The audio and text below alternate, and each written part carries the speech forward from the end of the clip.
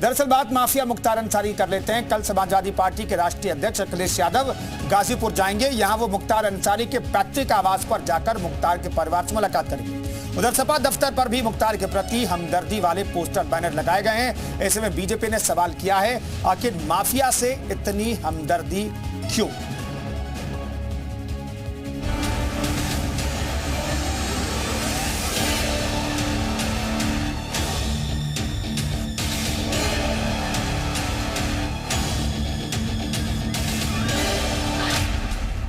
Mafia Mukhtar से हमदर्दी,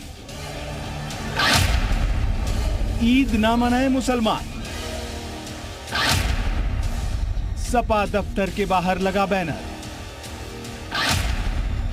poster पर मचा सियासी घमासान।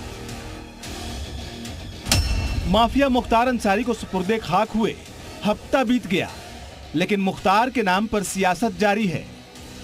लखनऊ में समाजवादी पार्टी के दफ्तर के बाहर माफिया मुख्तार अंसारी के साथ हमदर्दी जताते हुए पोस्टर लगाया गया। पोस्टर किसी और ने नहीं बल्कि समाजवादी पार्टी के नेता ने लगाया।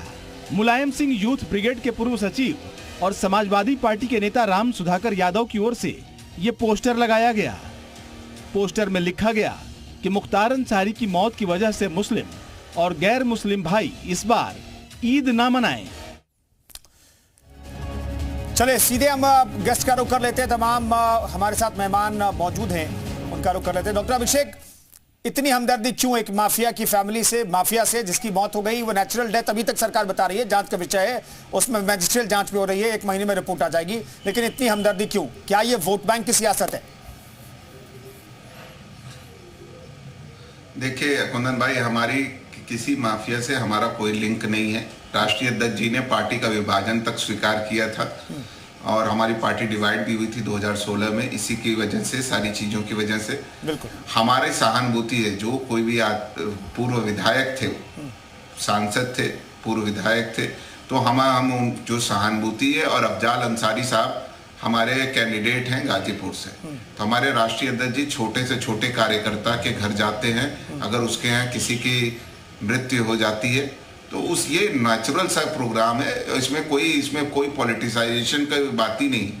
तो वो अगर हमारा छोटे से छोटे कार्यकर्ता के साथ जा सकते हैं, तो जो गाजीपुर का हमारा प्रत्याशी है अफजाल अंसारी साहब, तो उनके घर जाने में किसी को क्या कष्ट हो रहा है? ये क्या आपको नहीं लगता कि पॉलिटिकली इसे दूसरा रंग दिया जाएगा? आप जो कह रहे हैं ठीक है डॉक्टर अभिषेक, ये आपकी राय सकते, लेकिन पॉलिटिकली इसे दूसरा रंग दिया जाएगा चुनाव के ठीक पहले, इसका नुकसान हो सकता है आपकी पार्टी को, ये आपको नहीं लगता? देखिए, इसमें हमें कोई नुकसान नहीं है। हमें ये चीज पता है कि अफजाल अंसारी साहब वहाँ के सांसद रहे हैं, अभी वर्तमान में सांसद भी थे। तो हम अपने कैंडिडेट के घर, अगर हमारा जो प्रत्याशी है, अगर उसके घर में किसी की मौत हो जाती है, चाहे अफजाल अंसारी हो, चाहे हमारा कोई XYZ कोई भी कैंडिडेट हो, हमारे राष्ट्रीय अध्यक्ष जी उसके घर भी जाते हैं। तो इसमें कौन सी बड़ी बात है? ये कोई बड़ी चीज नहीं है, इसका कोई पॉलिटिकल माइलेज और वो उसकी देख। हम कहते हैं ना कि शवों की राजनीति नहीं करते, शव की राजनीति नहीं करते। ठीक है प्रियंका जी कुछ कहना चाहेंगे? आप डबल स्टैंडर्ड की बात कह रही थी, समाजवादी पार्टी का स्टैंड आपको लगता है सही है? मुख्तार अंसारी के घर पर जाना, उसकी मौत पर जो एक माफिया रहा है, कई मामलों में उम्र कैद की सजा हुई, सजा का ऐलान तक हो गया, उनके घर पर समाजवादी पार्टी के राष्ट्रीय अध्यक्ष का जाना क्या गलत मैसेज नहीं जाएगा? देखिए, मुझे लगता है कि समाजवादी पार्टी के प्रवक्ता हैं, उन्होंने स्पेसिफाई भी कर दिया है कि वो किस रीजन से गए। उनके पार्टी के सांसद रह चुके हैं, उनके घर गए। परंतु सवाल तो ये भी उठता है कि किस तरह से भारतीय जनता पार्टी जिन पर आरोप लगाती है, जिन्हें मंचों से भ्रष्टाचारी बताती है। अब आप देखिए कि संजय सरोज जैसे लोग जिनके ऊपर मतलब टेरर फंडिंग का आरोप है, उनको भी अपनी पार्टी में धुलकर वॉशिंग मशीन से साफ कर लेती है। आप बताइए ना, हेमंत विश्व शर्मा कौन थे? इनको मंच से बोला कि ये सबसे भ्रष्ट मुख्यमंत्री थे और उसके बाद अपनी पार्टी में लाए तो वो सबसे अच्छे हो गए। आदर्श घोटाले का आरोपी कैसे भारतीय जनता पार्टी में जाता है, आदर्श हो जाता है? आप बताइए। कोयला चलिए मुख्तार के मामले में बात कर लेते हैं। भ्रष्टाचार पर अब तो हमने बात कर ली प्रियंका जी। मुख्तार अंसारी के घर पर अगर अखिलेश जा रहे हैं, इस पर कुछ आपको ऐड ऑन करना है? नहीं तो मैं आलोक वर्मा के पास जाऊं। नहीं, आप ये पूछिए ना इनसे कि इन्होंने जो है संजय सरोज को क्यों अपनी पार्टी में शामिल किया। वो तो ठीक है आलोक वर्मा साहब, ये किस चीज की सियासत है? देखिए, अखिलेश यादव ने समाजवादी पार्टी की परंपरा को निभाया है। ये वही पार्टी है जिसके एक राष्ट्रीय अध्यक्ष मंच पर चढ़ के कहते थे रेप के आरोप में कि गलतियां हैं, गलतियां लड़कों से गलतियां हो जाया करती हैं। ये वही पार्टी है जो नारे तो लगाती थी कि यूपी में है दम क्योंकि यहाँ अपराध है कम, लेकिन उससे पहले उसके कार्यकाल में, समाजवादी पार्टी के कार्यकाल में किस तरीके से लोगों को मारा जाता था, किस तरीके से गोलियां घेर के चलाई जाती थी। तो मुझे लगता है कि इनको लगता है कि लोगों के दिमाग से, लोगों के जहन से स्मृतियां मिट गई होंगी।